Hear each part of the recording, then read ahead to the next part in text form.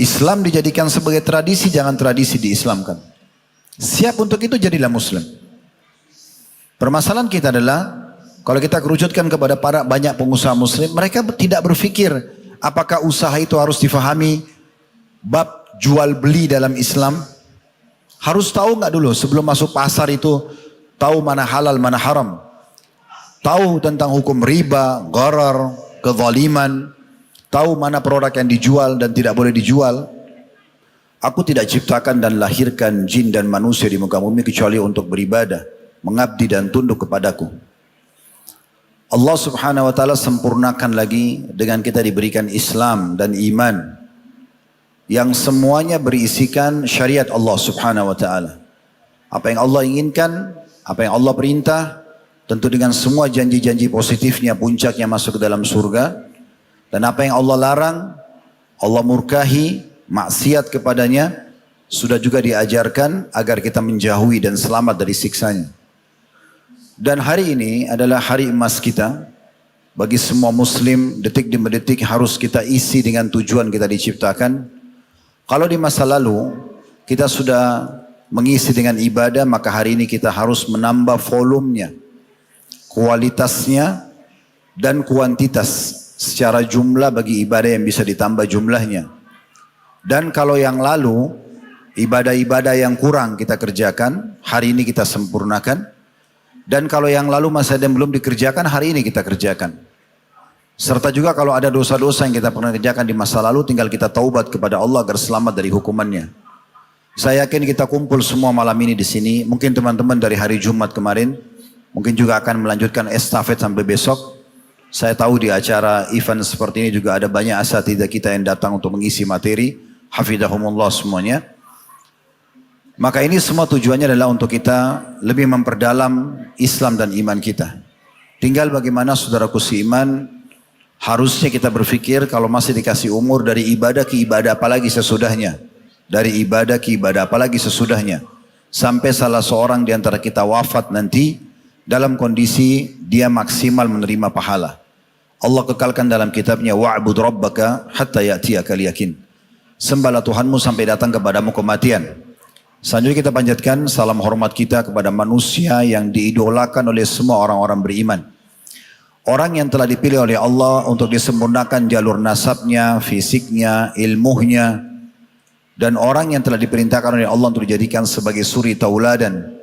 Allah berfirman, laqad kana lakum fi rasulillahi uswatun hasanah. Pada diri utusan Allah ada suri tauladan yang baik buat kalian. Ciplak hidupnya. Manusia ini telah berhasil menjadi sosok anak, ayah, pendamping hidup, suami tentunya. Kemudian juga sudah sukses menjadi seorang saudagar, politikus, dan apa saja yang dibutuhkan dalam atau prestasi yang dikejar oleh manusia di muka bumi ini sudah diraih oleh manusia terbaik ini. Dan kalau kita menciplak hidup beliau, maka pasti buah tidak akan jauh dari pohonnya. Kita juga akan sama dengan beliau dari sisi prestasi, walaupun mungkin tidak mungkin sama dari sisi balasan. Dan mengucapkan satu kali salam hormat kepadanya akan dijadikan ibadah oleh Allah subhanahu wa ta'ala. Maka sangat wajar setelah memuji Allah alhamdulillah atas semua nikmat, maka kita juga membacakan salawat dan taslim kepada Nabi besar Muhammad sallallahu alaihi wa ala alihi wa sahbihi wasallam. Di awal sebelum saya jawab tadi pertanyaan antum, saya ingin menjalankan hadis Nabi sallallahu alaihi wasallam, man la yashkurun nas la yashkurullah. Siapa yang tidak berterima kasih pada manusia belum berterima kasih pada Allah. Saya mengucapkan jazakumullah khairan kepada semua panitia, semua yang menjadi penyebab kami bisa datang ke kota lahir kami ini, kota Makassar, dan akhirnya bisa berbagi dengan teman-teman di sini, saudara-saudara muslim, tentang masalah kiat-kiat sukses dalam bisnis. Dan tentunya juga saya pribadi mendukung semua event-event seperti ini, walaupun saya tadi dengar dari teman-teman panitia ini pertama kali diadakan di Makassar, maka insya Allah kedepannya bisa berjalan. Karena event seperti ini sangat normal dan wajar sebagai seorang muslim untuk kita dukung. Karena bertemu antara produsen muslim sama konsumen muslim. Dan tentunya kita jadi menambah ukhuwah kita. Kita juga memberikan peluang para produsen muslim menawarkan produk-produk halal mereka, ya, hasil kerja mereka, ide-ide mereka, sebagai muslim dan juga anak bangsa tentunya. Dan juga kita sebagai konsumen bisa mendapatkan produk-produk dari mereka. Apalagi event seperti ini ditambah dengan adanya majelis ilmu. Maka kami sekaligus mengucapkan kepada semua jemaah apa yang Nabi SAW ucapkan kepada para penuntut ilmu. Marhaban bi talabatil ilm. Selamat datang para penuntut ilmu. Juga poin di sini saya perlu titik beratkan. Mohon maaf saya duduk di kursi ini karena ini yang disiapkan. Bukan karena saya ingin lebih tinggi tempat duduk dari saudaraku sekalian. Namun kami karena diundang dan disiapkan tempat, maka oleh karena itu kami duduk di sini. Saya akan coba jawab pertanyaan tadi, ya. Kira-kira apa yang salah, ya, atau apa yang luput dari banyak pengusaha-pengusaha muslim di awal mereka berusaha atau membuka usaha? Yang pertama, kalau dari kami tentunya, karena masih banyak di antara kita berpikir ada lini-lini kehidupannya yang lepas dari agama. Mirip sama pemikiran sekuler. Sekuler itu mereka memisahkan antara negara, apapun yang berhubungan dengan itu, politiknya, militernya, ekonominya, dengan agama. Dan itu dikembangkan di revolusi Prancis tahun 1966, makin dikembangkan terus-menerus sampai sekarang. Dan ini dalam Islam tidak ada. Kalau kita sebagai seorang muslim, pondasi dasar apapun aktivitas kita adalah agama Islam. Kalau Anda mau menjadi hamba Allah yang taat, menjadi muslim yang benar dan hakiki, Anda harus faham Islam adalah panduan hidup Anda. Saya kadang-kadang kalau di Jakarta ada yang datang mau masuk Islam, saya sebelum memandu dia syahadat saya katakan, bisa jelaskan ke saya kenapa Anda mau masuk Islam?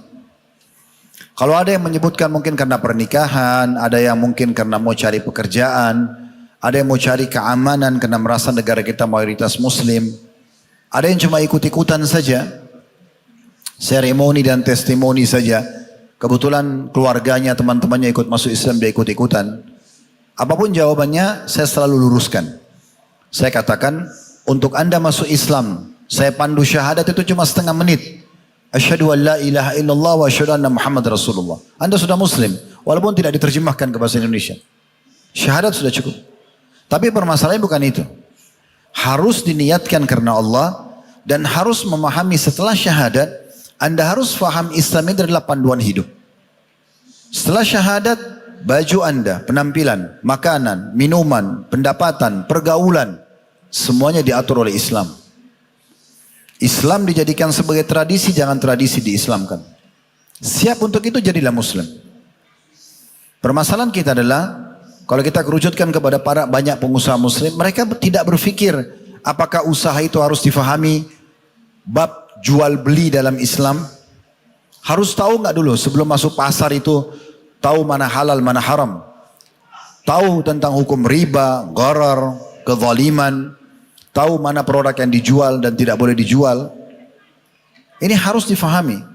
Sehingga banyak yang jadi salah, pengusaha muslim masuk di pasar, masuk bisnis, modalnya haram, produknya haram, sistem yang dipakai haram, ya outputnya haram. Ini jadi masalah. Makanya Umar bin Khattab radhiyallahu anhu berkata begini, jangan pernah ada yang jual beli di pasar kami kecuali sudah faham tentang hukum halal haram. Umar mengatakan lalu jangan ada yang jual beli di pasar kami kecuali orang yang sudah faham hukum halal haram. Dari para sahabat, para tabi'in masuk pasar itu, mereka faham mana yang boleh, mana yang tidak boleh. Muhammad bin Sirin rahimahullah seorang tabi'in. Beliau pernah beli satu kios di pasar di Irak karena beliau adalah ulama. Maka apa yang beliau lakukan orang banyak ikutin. Dia beli satu kios di pasar, orang-orang Irak semua pada rame-rame, orang kota beliau sama-sama rame-rame beli kios di situ. Karena ada dia. Mereka bertanya, mereka kalau perlu apa-apa mereka bertanya pada Muhammad bin Sirin. Produk ini boleh atau tidak? Saya dari modal ini boleh saya pakai atau tidak? Ini keuntungan saya harus bagaimana, bagi seperti apa? Bagaimana zakatnya? Bagaimana saya membagi ya sedekahnya? Siapa yang lebih berhak saya berikan dan segala macam hal. Maka Muhammad bin Sirin waktu beli tempat laku semua pasar itu, kiosnya habis semua terjual.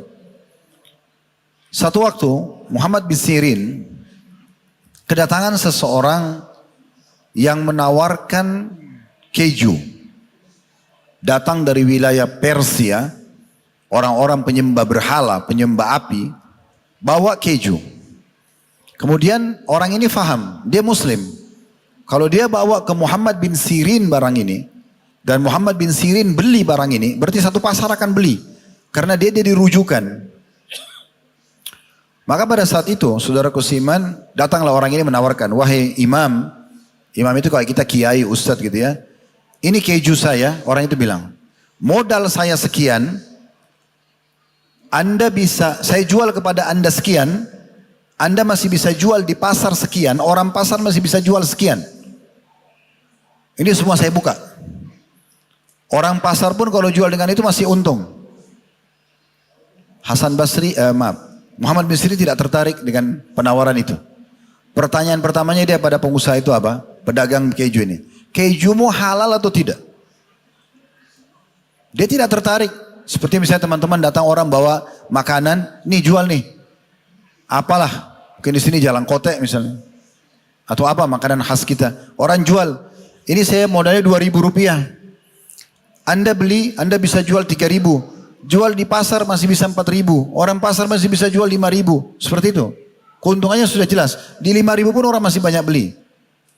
Kalau kita mungkin berpikir cuma akal-akalan tidak pakai agama, ya udah beli aja. Mau halal nggak haram itu terserah. Yang penting saya dapat untung. Nah, itu kan yang banyak terjadi di pasar. Subhanallah, Muhammad bin Sirin mengajarkan sebuah kaidah sederhana. Beliau bilang, halal nggak kejumu ini? Orang itu bilang apa? Wahai imam, keju, susu, dikeringin, campur garam. Jadi keju. Apa masalahnya? Maksudnya kok bisa ada yang perlu ditanya halal atau tidak? Kata Muhammad bin Sirin, keju yang kau bawa ini dari negara non-muslim. Itu wilayah sebelah, orang Persia. Penyembah api, penyembah berhala. Mereka biasa mencampurkan keju mereka dengan lemak hewan. Supaya lebih kenyal. Dan mereka tidak tahu masalah sembelih dalam Islam, pakai bismillah, mungkin saja dari hewan yang haram. Kau bisa jamin gak? Kau jamin kejumu ini halal, tanggung jawab depan Allah hari kiamat saya beli. Orang itu takut dengar itu. Dia bilang saya gak berani jamin. Karena Muhammad bin Sirin bilang, tanggung jawab hari kiamat ya. Orang itu tidak berani. Muhammad bin Sirin gak jadi beli. Untungnya banyak sekali nih. Dia tinggal beli, orang pasar nunggu. Oh Muhammad bin Sirin beli. Orang pasar tahu dia ambil untung, dibeli, gak ada masalah. Subhanallah, selesai, gak jadi transaksi hari itu. Besok ada satu orang datang ke toko kiosnya Muhammad bin Sirin. Dia ambil barang, harganya 2 dirham. 10.000, 20.000 rupiah. Dia ambil sama dia. Dia diskusi sama Muhammad bin Sirin. Orang ini lupa kalau barang 2 dirham belum dia bayar. Waktu dia mau keluar bawa barang itu, Muhammad bin Sirin tanya, kamu mau kemana? Dia bilang saya mau pergi. Kata Muhammad bin Sirin, itu barang di tangan kamu belum kamu bayar. Dia bilang saya sudah bayar. Kata Muhammad bin Sirin, kau belum bayar. Orang itu bilang demi Allah saya sudah bayar. Kata Muhammad bin Sirin, demi Allah kau belum bayar. Letakkan barang itu kembali atau bayar baru kau bawa pergi. Orang-orang pasar dengar ini keributan datang semua. Heboh lah pada saat itu, orang ini karena malu dia bayar 2 dirham dia pergi. Orang-orang pasar tanya, wahai imam, berikan kami pemahaman, bagaimana kami memahami kemarin Anda menolak 40.000 dirham, bisa banyak dapat keuntungan, karena syubhat, nggak jelas keju itu halal atau tidak. Sekarang Anda bersumpah atas sama Allah mempertahankan 2 dirham, gimana kami memahami ini? Apa kata Muhammad bin Sirin? Lihat ya, para ulama amil, ulama-ulama yang faham ilmu dan mengamalkan, mereka itu bukan hanya teoritis, tapi praktek di lapangan. Maka dia mengatakan, iya, karena saya tahu orang itu belum bayar barang 2 dirham. Dan kalau dia pulang, dia bawa barang haram itu, dia akan dihisap sama Allah hari kiamat. Maka saya bersumpah pertahankan itu agar dia selamat. Bukan lagi Muhammad Sirin pikir barangnya dia. Bagaimana saudara muslim itu selamat. Coba ambil pelajaran penting teman-teman sekalian. Mulai segala sesuatu dengan Islam. Mau menikah, mau bekerja, mau sekolah, mau apa saja. Saya muslim. Saya harus bangga dengan Islam itu.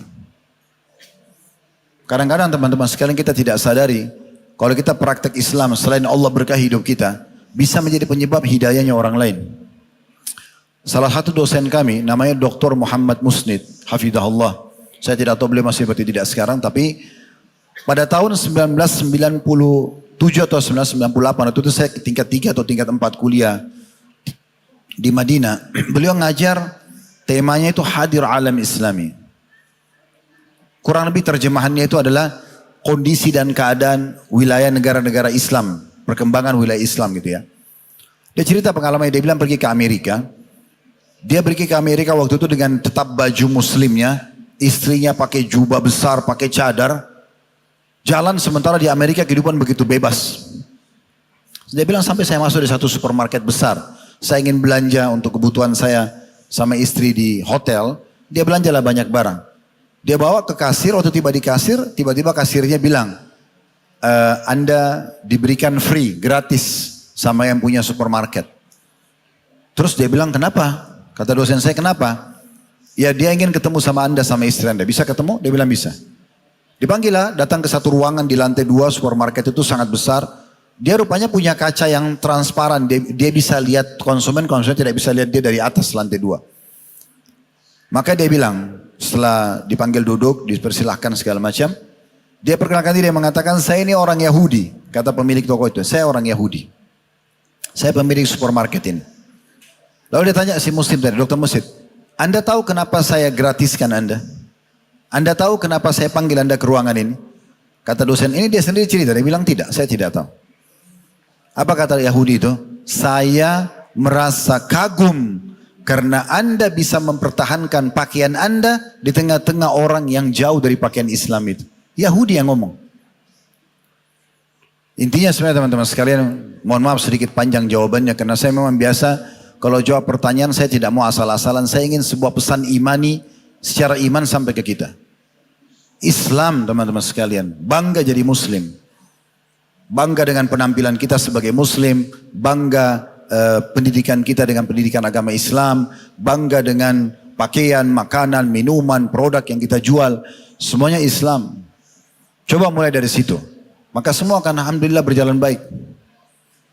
Sekarang kan sudah banyak ya, sudah lahir syariah, ada perbankan syariah, ada perhotelan syariah, ada asuransi syariah, ada segala macam. Saya tutup mungkin pertanyaan pertama ini dengan pengalaman saya. Saya pernah tabligh akbar di Jawa Tengah, waktu itu di Pekalongan. Diundang oleh satu pengusaha muslim di sana. Saya diturunkan di hotel beliau, itu hotel syariah. Sebenarnya bintang 3. Tapi hotel itu penuh. Penuh, pengunjungnya banyak. Kemudian saya masuk di hotel itu betul-betul luar biasa gitu. Maksudnya ya syariah, tidak ada patung, tidak ada gambar-gambar. Dan di sepanjang lorong-lorong hotel itu semuanya tilawah Al-Quran. Di kamar hotel itu ada speaker, kita bisa dengar. Waktu itu saya ingat radio Roja. Dan kita bisa hilangkan atau matikan volumenya atau kita biarkan nyala. 24 jam. Nyala terus. Besoknya saya mau tabligh akbar, saya turun, di lift itu ada orang non-muslim. Kelihatan dari pakaian mereka non-muslim. Ya. Kemudian saya turun, saya nggak tegur apa-apa, naik ke mobil. Lalu saya ngobrol-ngobrol, saya tanya, di hotel antum ini ada pengunjungnya? Dia bilang ada. Dan selalu penuh. Ya. Padahal hotel syariah, namanya hotel syariah. Dia bangga dengan Islamnya, dia tampil itu. Lalu saya tanya, ada nggak orang non-muslim yang turun di hotel ini? Dia bilang ada. Pernah nggak antum tanya, kenapa non-muslim itu mau masuk di hotel ini? Pernah. Apa jawabannya? Jawabannya orang non-muslim itu, karena mereka masih berakal sehat. Waktu ditanya, kenapa anda pilih? Ini kan hotel Islam. Apa jawaban orang non-muslim itu? Karena kata si bapak kepala rumah tangganya ya. Dia bilang, karena di hotel ini saya merasa lebih aman buat keluarga saya. Nggak ada minuman keras, nggak ada pelacur. Dan jadi istri anak saya aman. Dan tidak ada ribut-ribut malam-malam. Kalau hotel yang tidak syariah kan pasti ada diskotik. Sampai jam 2, jam 3 malam ribut. Terganggu tidurnya. Jadi kalau kita gunakan Islam, selain kita dapat pahala, karena kita jadikan agama kita sebagai pondasi, Allah datangkan pasar sendiri. Gak usah khawatir. Jangan bilang kalau saya jual produk yang berlabel Islam, kira-kira laku gak? Laku. Allah pemberi rezeki. Fadal. Cik. Barakallahu Ustaz atas jawabannya.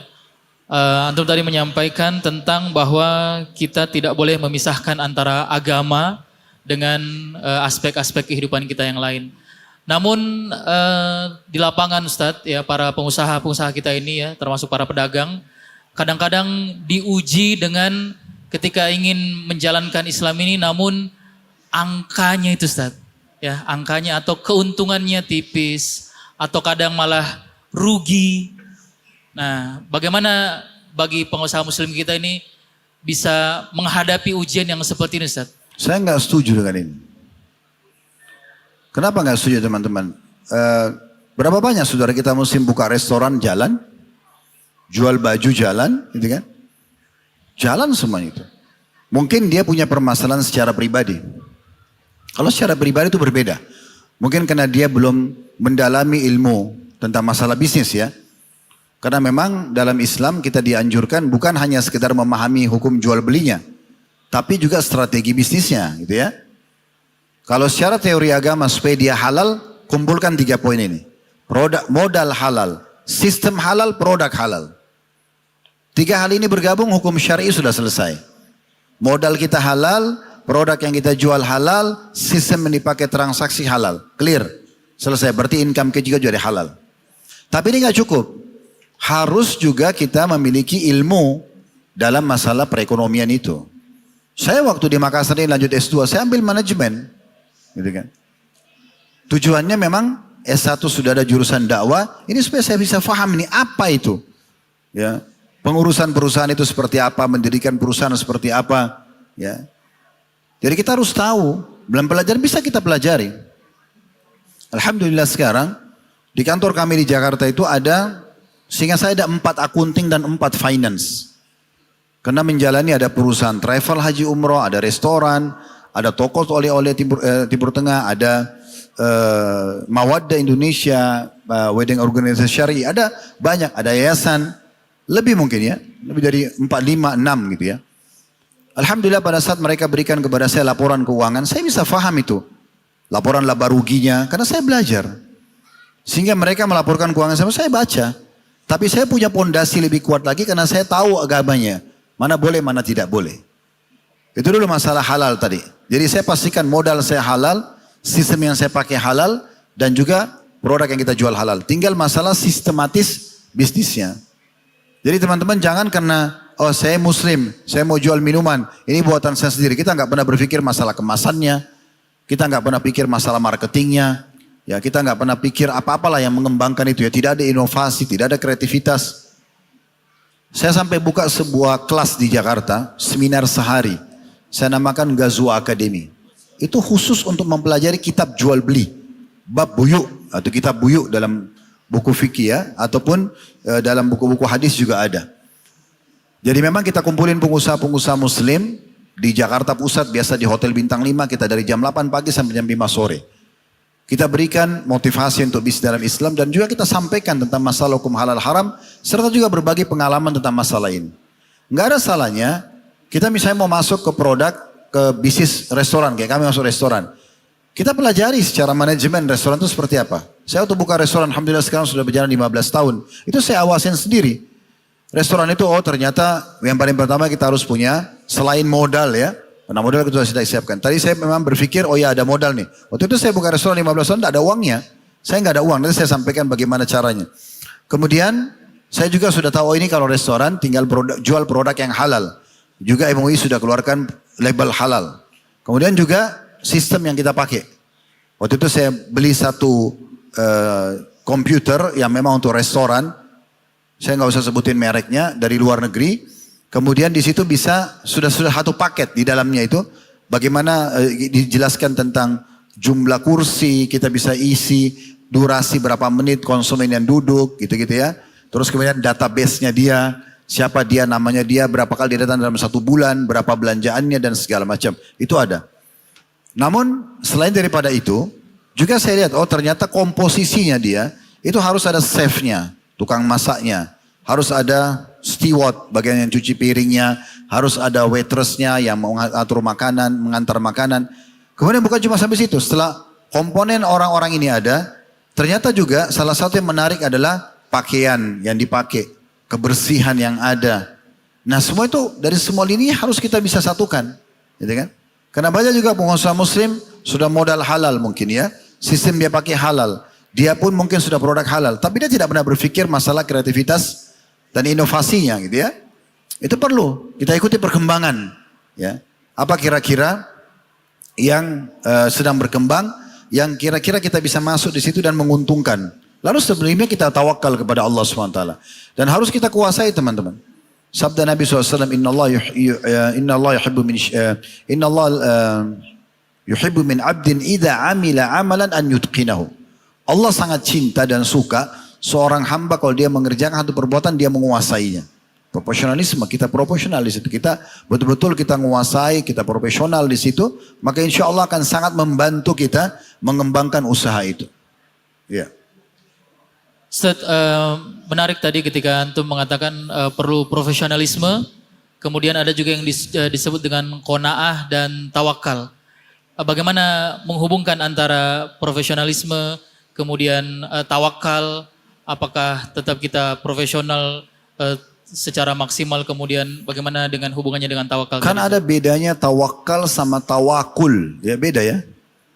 Tawakal itu kita berikhtiar dulu, kita coba ikhtiar, kemudian hasilnya kita serahkan kepada Allah, itu tawakal. Kalau tawakul, itu belum ikhtiar, sudah tawakal, sudah mau nyerahkan kepada Allah. Diambil daripada sikap seorang sahabat, dia pernah datang ke masjid Nabi SAW, dia mau hadir pengajian. Tapi waktu itu dia bimbang. Waktu dia turun dari untanya, unta ini saya ikat atau tidak ya? Dia bingung. Kalau dia ikat, dia takut kehilangan pengajian. Lama nanti. Kalau dia tidak ikat, takut untanya lari. Tapi dia ambil kesimpulan apa? Udah saya nggak usah ikat. Tawakkal ala Allah. Belum masuk masjid, untanya lari. Akhirnya dia bingung. Pengajian atau unta? Unta hartanya. Dikejarlah unta tersebut. Unta ini salah satu hewan yang kalau sudah lepas susah ditangkap. Unta itu bisa jalan di padang pasir 3 hari 3 malam nggak makan nggak minum. Karena unta itu kalau minum dia lama bisa nyimpan berapa liter di dalam perutnya air. Ya, makanya orang-orang dulu tuh kalau melakukan perjalanan mereka suka bawa unta. Karena unta itu ada subhanallah salah satu keajaiban yang Allah bilang wa ilal ibili kaifa khuliqat. Dan pada unta lihatlah bagaimana diciptakan. Salah satunya itu kan di dalam perutnya dia itu ada satu kantong. Itu kalau dia minum air tersimpan sudah tidak tercampur dengan yang lain. Kalau unta haus ada sistem. Itu bisa dia kayak narik basahin tenggorokannya lalu masuk lagi. Dan tidak tercampur lagi dengan kantong itu. Makanya mereka dulu kalau perjalanan jauh sembelih unta, makan dagingnya, air itu diminum. Kurang lebih seperti itu. Dan Nabi SAW larang kita minum seperti unta gitu ya.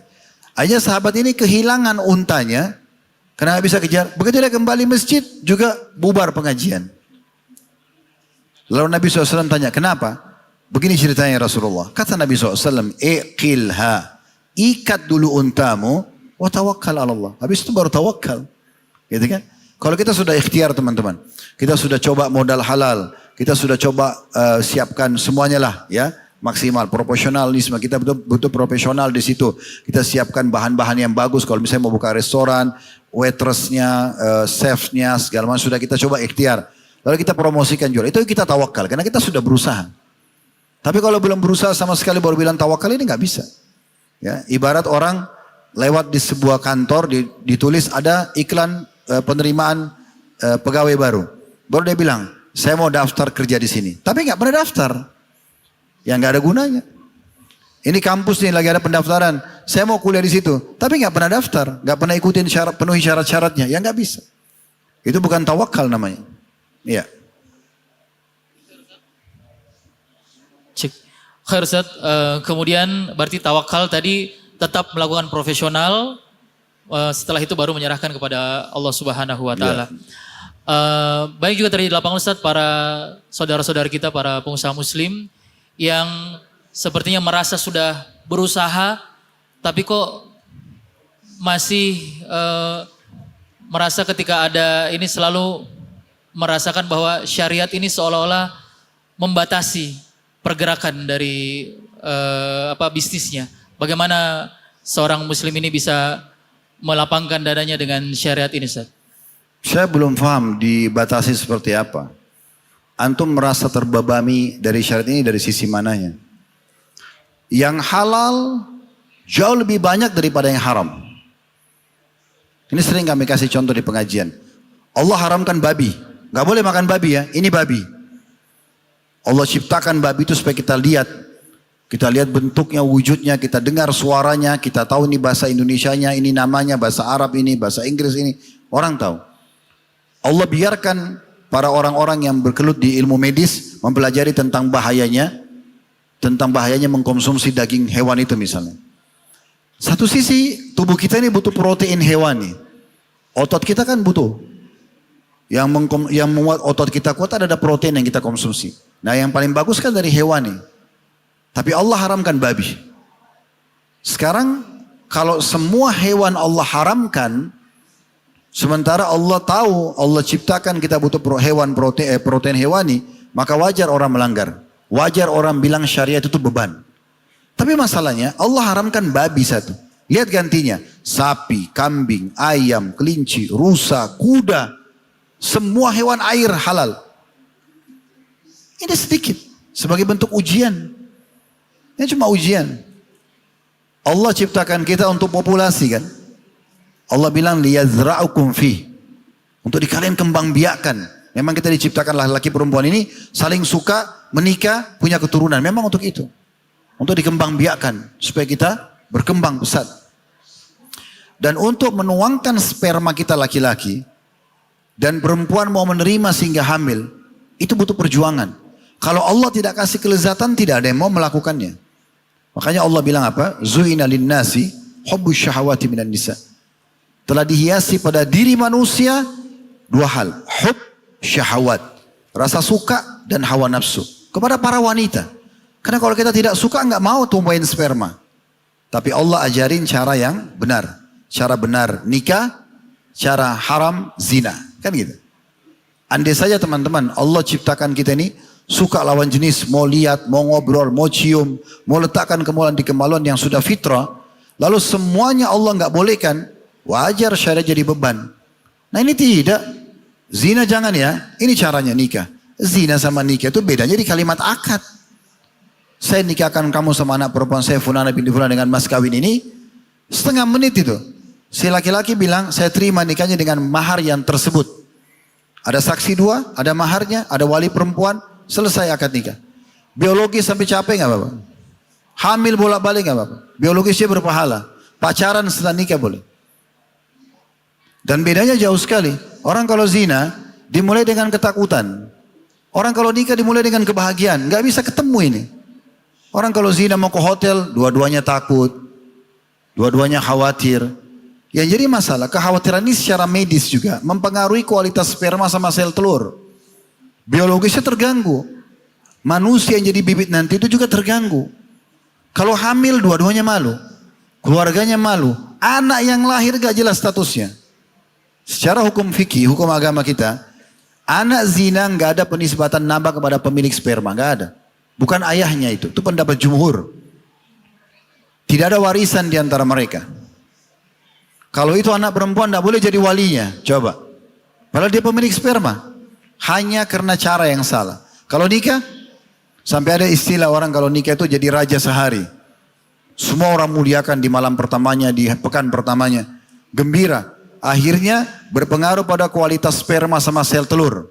Biologisnya berpahala, dia juga bahagia. Generasi yang lahir nanti juga bagus, karena bagus sel telur lagi gembira sama spermanya. Kalau hamil, dua-duanya senang, keluarganya senang. Ya. Dan anak yang lahir jelas statusnya. Siapa ayahnya? Si fulan. Ya. Jelas statusnya. Ada warisan. Kalau perempuan jadi walinya. Perempuan itu kalau hamil dari suaminya halal, jalan di pasar perutnya besar. Hamil ya bu? Iya, bangga enggak apa-apa. Coba kalau yang hamil di luar nikah.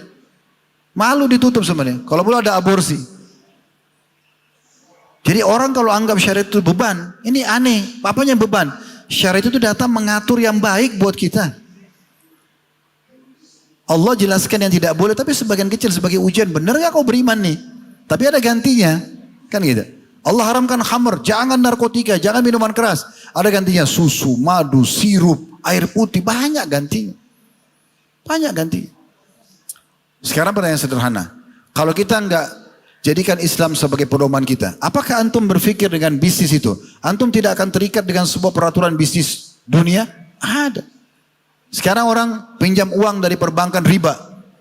Emang enggak terikat? Terikat itu. Malah dia berbahaya, kejam banget. Ada bunganya setiap bulan. Dia nggak mau tahu rugi, yang penting harus kembalikan. Ada gharar. Dalam Islam tidak ada begitu. Dibagi. Ada mudharabah, bagi hasil, untung rugi tanggung bersama. Ada murabaha, beli putus.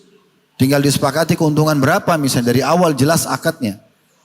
Jadi teman-teman jangan jadikan Islam sebagai beban. Nggak ada beban dalam Islam itu. Islam itu datang justru memandu hidup kita kepada yang terbaik. Untuk kita bahagia. Diajarkan kita mana makanan yang terbaik, mana minuman yang terbaik, mana pergaulan terbaik, mana pendapatan terbaik. Itu Islam ajarkan. Itulah yang dirangkumkan dalam dua susunan kata, halalan thayyibah.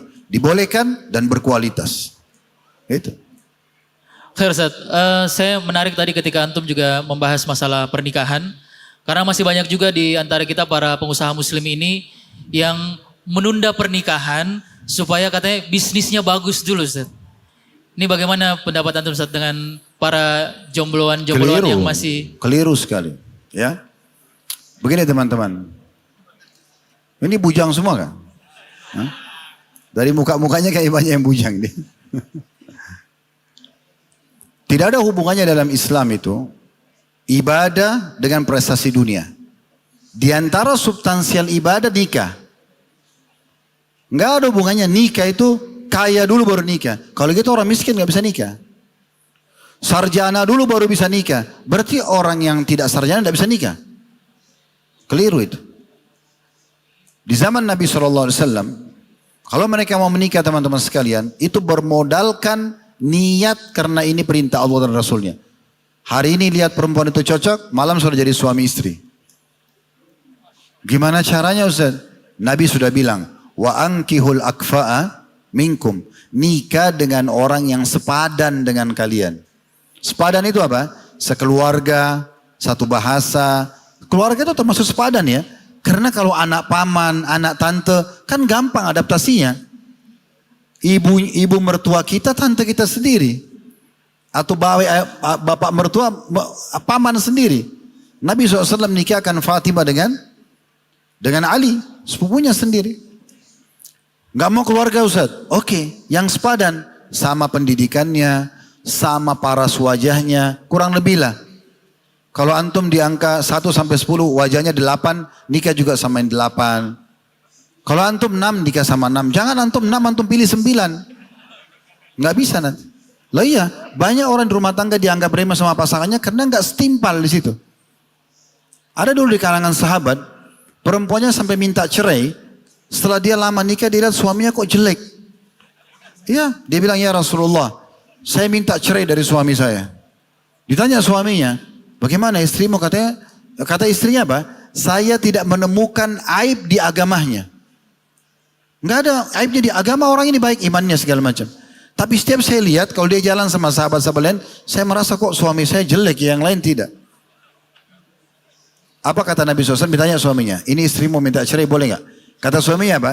Kalau dia kembalikan mahar saya, dulu saya pernah kasih dia kebun kurma, dia kembalikan oke. Ditanya perempuan, kau mau kembalikan nggak? Dia bilang iya. Dia tak cerai. Gara-gara itu. Karena dia nggak sepadan, ya kan? Sepadan paras wajah, sepadan juga bahasa keluarga, suku. Wajar. Orang Bugis Makassar, kalau nikah sama Bugis Makassar, wajar. Orang Jawa sama orang Jawa. Bukan tidak boleh nikah Bugis sama Jawa, bukan. Karena nanti ada adaptasi. Itu juga sepadan. Boleh nikah sama orang yang luar suku, luar keluarga. Tapi ingat, berarti butuh ekstra. Ekstra energi, ekstra adaptasi itu pasti.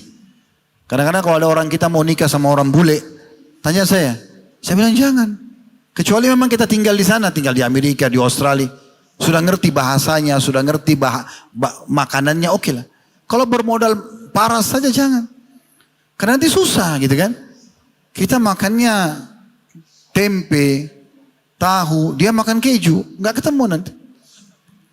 Mungkin 2 kilo tempe besar itu baru sama dengan berapa slice keju. Kan tidak bisa ketemu. Contohnya ya, nikah sama orang yang sepadan. Kalau income antum dalam bisnis ini atau dalam pendapatan gaji kita misalnya 5 juta rupiah. Cari perempuan yang bisa kelola 5 juta itu. Banyak ikhwah-ikhwah kita yang kerja sama kami pun gajinya masih sekitar begitu. Mereka bisa hidup, ada anaknya 2 hidup gitu kan. Karena dia bisa manage itu. Ada beberapa ikhwah saya tanya, coba rincikan pengeluaran antum. Ini ternyata dari gaji masih ada lebih. Ada lebih 300 ribu, 500 ribu masih bisa. Gak ada masalah. Karena dia bisa cari pasangan yang bisa ngelola itu sama-sama. Kalau antum 5 juta gajinya, cari istri yang bedaknya aja 5 juta, ya selesai. Baru terima habis sudah. Habis itu bertengkar hari kedua, hari ketiga. Karena tidak sepadan. Nikah sama orang yang sepadan. Gitu kan? Tapi intinya, tidak ada hubungannya antara pernikahan dengan prestasi dunia. Gak ada hubungannya. Sarjana dulu, kaya dulu, sukses dulu, gak ada hubungannya. Gak ada hubungannya sama sekali. Dalilnya ada Ustaz? Ada. Ada wanita datang kepada Nabi Muhammad SAW. Wanita ini datang lalu mengatakan, ya Rasulullah, saya hibahkan diri saya. Saya serahkan pada anda. Anda kalau mau nikah saya silakan. Nabi gak nanya, kamu itu dari keluarga mana, kaya atau miskin. Gak ada. Nabi langsung setuju, oke, tapi saya lihat dulu. Nabi lihat. Dalam riwayatnya dikatakan Nabi setelah lihat, Nabi gak ada hajat. Apa yang terjadi? Nabi tawarkan orang-orang yang di masjid. Siapa yang mau nikahi wanita ini? Berdiri seorang sahabat. Nggak kenal wanita ini, nggak kenal. Berdiri. Lalu dia bilang, saya Rasulullah. Nabi bilang, Nabi nggak tanya juga, kamu suku mana? Berapa harta kamu? Nabi cuma bilang, ada mahar nggak? Dan mahar itu, ya, kata Nabi SAW, aktsaruhunna baraka, akluhunna mahra. Wanita yang paling banyak berkah, yang paling sedikit maharnya gitu ya. Yang paling sederhana. Maka pada saat itu, dia bilang, saya tidak punya apa-apa ya Rasulullah. Tidak ada yang saya bisa jadikan mahar, nggak ada. Nabi bilang, ya keluar, iltamis walau khataman min hadid. Coba keluar, cari, biar cuma besi yang dibuat dari cincin. Keluar di sana jalan, di jalan-jalan cari, ada besi-besi bekas, lengkukin, jadikan cincin, bosin. Orang ini rupanya keluar cari, nggak ketemu besi. Mungkin karena masa dulu nggak kayak sekarang kan besi banyak di pinggir jalan. Berarti antum lebih gampang nikah sekarang. Kalau maharnya cuma seperti yang Nabi bilang gitu ya. Jadi dia bilang, gak ada ya Rasulullah. Nabi tanya, kau punya hafalan ayat Al-Quran? Dia bilang, ada ya Rasulullah. Kata Nabi SAW, saya nikahkan kamu, maharmu ayat Al-Quran itu. Miskin. Jadi kalau kita nikah, kalau mau nikah, minta sama Allah petunjuk, dimudahkan. Nikah dengan orang yang sepadan, dan lebih bagus, kalau kita baru mau meniti bisnis kita, ya prestasi kita bersama dengan pasangan. Apa kata Abdullah bin Mas'ud radhiyallahu anhu? Ini sebenarnya sih tamparan yang keras banget ini bagi bujang-bujang yang mampu tapi tidak mau nikah gitu ya. Kata beliau, kalau umur saya tinggal 10 hari saja, saya tahu ini 10 hari lagi saya akan mati, saya tidak akan lewatkan malam-malam saya kecuali bersama dengan seorang istri. Imam Ahmad itu dalam sebuah athar disebutkan meninggal istrinya hari itu, malam takziah dia nikah. Imam Ahmad meninggal istri pagi, malam dia nikah. Orang-orang yang datang bingung, ini takziah atau azimah itu, ya? Atau kita hadir pernikahan, ya? Walimah urs ini atau memang ini takziah? Yang mana ini? Maka orang tadinya berat mau tanya imam, tapi hanya mereka tanya. Karena ulama itu kalau buat pasti ada alasannya. Maka ada yang beranikan diri tanya, wahai imam, kami bingung, ini takziah, kami mendoakan supaya anda bersabar, atau kami ini mendoakan anda selamat pernikahan? Kata Imam Ahmad, beliau jawab, saya menikah karena saya khawatir, jangan sampai saya meninggal juga malam ini, saya bertemu Allah dalam kondisi saya bujangan. Sudah paham? Jadi nggak usah tunda-tunda. Dan alhamdulillah kita di Indonesia ini tidak sulit pernikahan, mudah itu ya. Sebenarnya mudah. Ya, saya pernah jalan di Jordania waktu itu ngantar jemaah Umrah plus Aqsa. Saya sewa kudanya satu anak muda di Jordan. Itu di kota Petra. Dia jual jasa itu, dia punya kuda jual jasa. Saya sewa di waktu itu lupa bayar berapa dolar. keliling gunung-gunung di Petra itu. Sambil jalan saya tanya, karena dia pakai bahasa Arab orang Jordan. Kamu sudah nikah? Dia bilang belum. Umurnya 32 tahun atau 33 tahun. Saya tanya kenapa belum nikah? Dia bilang pernikahan di tempat kami mahal. Saya tanya memang berapa pernikahan di sini? Dia bilang orang yang paling susah kayak saya. Dia bilang dirinya susah karena dia cuma punya kuda itu. Dia nggak punya, bukan orang kaya, orang miskin sekali. Orang paling miskin dia bilang di Jordan. Saya ini orang kayak saya orang yang paling susah. Itu harus siapkan minimal 100.000 US. 1,7 miliar. Baru boleh nikah. Antum sini perangkat alat sholat sudah bisa nikah. Modal Al-Quran bisa nikah. Ya. Dan memang ada, kalau ada tradisi-tradisi, saya tahu ada tradisi di beberapa suku kita yang kadang-kadang memahalkan masalah ini. Anak-anak dijadikan sebagai barang transaksi, ini nggak boleh teman-teman. Nggak boleh sama sekali. Ya. Pernikahan anak itu bukan barang bisnis. Mudahkan pernikahan buat mereka, supaya amanah di beban pundak kita sudah selesai sebagai orang tua. Kita juga panen pahala mereka. Ummu Sulaim radhiyallahu anha, ini ibunya Anas ibn Malik. Kalau antum baca hadis dari Anas ibn Malik, nah ibunya namanya Ummu Sulaim. Suami pertamanya namanya Malik. Malik ini waktu Ummu Sulaim masuk Islam, Ummu Sulaim ajak ngobrol. Ayo masuk Islam, agamanya begini-begini. Rupanya dia marah, dia nggak mau terima. Dia keluar dari rumahnya. Malik ini sambil marah, dia keluar ketemu sama musuh-musuhnya di jalan. Berantem terbunuh dalam keadaan kafir. Rupanya ada sahabat dekatnya Malik bernama Abu Talha. Abu Talha ini tahu Ummu Sulaim ini soleha, baik, jadi istri segala macam gitu. Terus dia bilang, wahai Ummu Sulaim, saya mau nikahi kamu. Apa kata Ummu Sulaim? Wahai Abu Talha, laki-laki seperti anda tidak ditolak. Maksudnya fisik, kedudukan, enggak ditolak. Baik jadi suami. Cuma masalahnya, saya muslimah, kamu kafir. Enggak bisa dikesemukan. Kalau kau mau masuk Islam, saya akan jadikan masuk Islammu sebagai maharku. Lihat bagaimana keimanannya Ummu Sulaim. Ya. Maka Abu Talha masuk Islam. Dan betul-betul maharnya, dia tidak minta 1 dirham pun. Maharnya masuk Islam suaminya. Semoga ada muslim-muslimah sekarang seperti itu. Kan itu. Ya memang yang dia pikir bagaimana menjalankan perintah agama. Kan begitu. Jadi teman-teman jangan tunda ya. Jangan tunda. Karena dunia ini tidak ada ujungnya. Antum sudah S1, kalau belum nikah, saya S2 dulu. S2 itu paling cepat 1 tahun 7 bulan, 2 tahun lah. Saya pernah laluin. S3 juga sama. Mau cepat 2 tahun. Mungkin sampai 5 tahunan kalau orang susun disertasinya cukup lama, tergantung penelitiannya. Kalau antum tunggu terus ini sampai kapan ini? Umur berjalan gitu. Ya. Padahal sebenarnya masa balik itu, laki-laki dan perempuan berarti masa dia sudah bisa produksi anak. Dia sudah punya sperma, dia sudah punya sel telur. Jadi kalau misalnya baliknya 14 tahun, dia nikah 30 tahun, 16 tahun ini mubazir. Ya, 16 tahun. Anggaplah tidak usah nikah 14 tahun terlalu kecil. 20 tahun lah. Gitu kan. Berarti kalau dia sekarang umur 30 tahun, 10 tahun lumayan. Mungkin bisa punya 3-4 orang anak muslim. Dan kata Nabi SAW, di antara 7 hal yang terus mengalir pahalanya pada saat sudah masuk dalam kuburan, selain ilmu yang bermanfaat, anak soleh. Allahu a'lam. Selanjutnya mungkin ada penutup dan juga nasihat sebelum antum yang meninggalkan tempat ini. Ada masa hidup Nabi Muhammad SAW yang banyak luput dari banyak kaum muslimin. Kebanyakan guru-guru kita, para asatidzah, pada kiai kita, hafidhahumullah semuanya, mereka ini menyampaikan apa yang Nabi SAW alami setelah umur 40 tahun. 40 sampai 63 tahun, masa kenabian.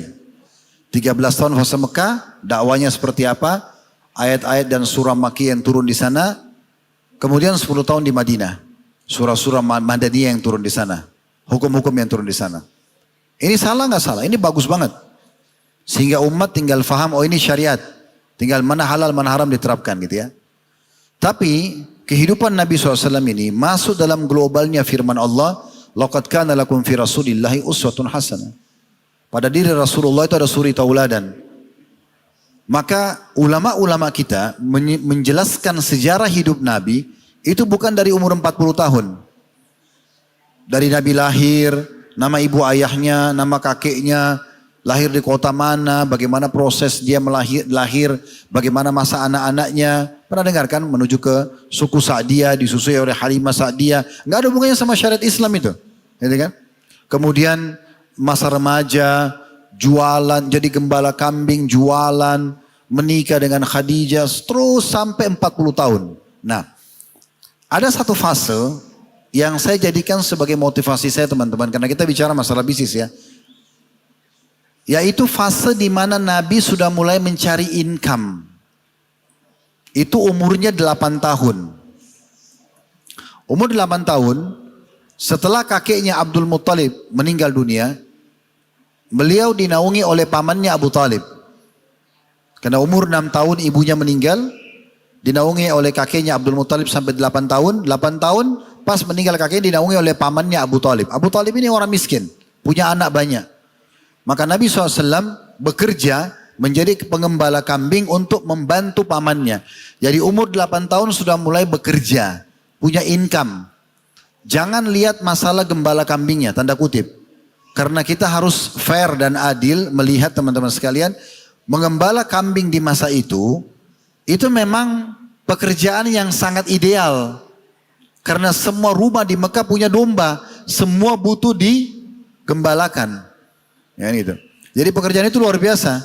Bisa dihitung per kambing, per domba dapat berapa. Dan dapat income harian. Jadi 100 ekor domba, 200 ekor domba, itu luar biasa itu. Belum lagi memang butuh amanah, skill. Mengurus ini kan. Pulang dalam kondisi utuh misalnya. Jadi ini pekerjaan sangat baik. Makanya kata Nabi SAW tidak ada seorang Nabi pun kecuali pasti mengembala kambing. Dia menjaga amanah, dia juga harus terampil. Dia bisa banyak tafakkur karena menunggu domba-domba makan itu bertafakkur ke langit, ya ciptaan Allah SWT. Ringkas cerita pokoknya Nabi Muhammad SAW sudah mulai bekerja yang mungkin anak 8 tahun di masa kita sekarang itu masih sibuk dengan gamenya, masih sibuk dengan hal-hal yang tidak produktif gitu ya. Nah ini dia sudah punya sallallahu alaihi wasallam income 8 sampai 21 tahun. Ada riwayat menyebutkan sampai 25 tahun. Kalau kita ambil riwayat yang 25 tahun, berarti 17 tahun Nabi Muhammad SAW jadi gembala kambing. Dan punya income sendiri, nggak dibiayai oleh pamannya, dia yang bantu pamannya. Kalau kita menghubungkan dengan kita sebagai seorang muslim, Anda harus sudah bisa mandiri. Masih kecil sudah bekerja, punya income. Tidak ada salahnya pulang sekolah, bantu orang tua. Ada yang bantu orang tuanya jual kue, jual ini, nggak ada masalah. Cari pengalaman. Dari umur 25 tahun, ini fase juga.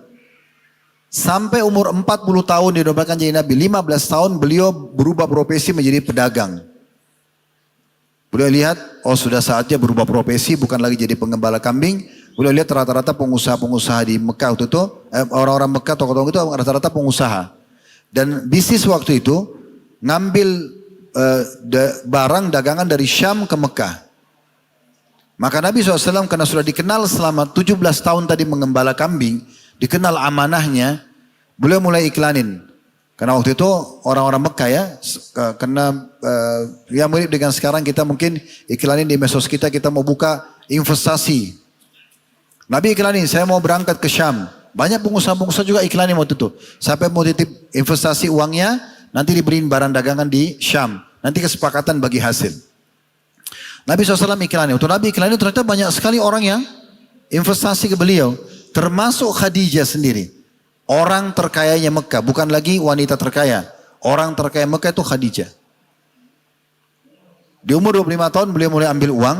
Dan beliau mengatur satu strategi bisnis yang belum pernah orang Mekah lakukan. Orang-orang Mekah waktu itu teman-teman bawa uang cash. Emas dan perak ke negeri Syam.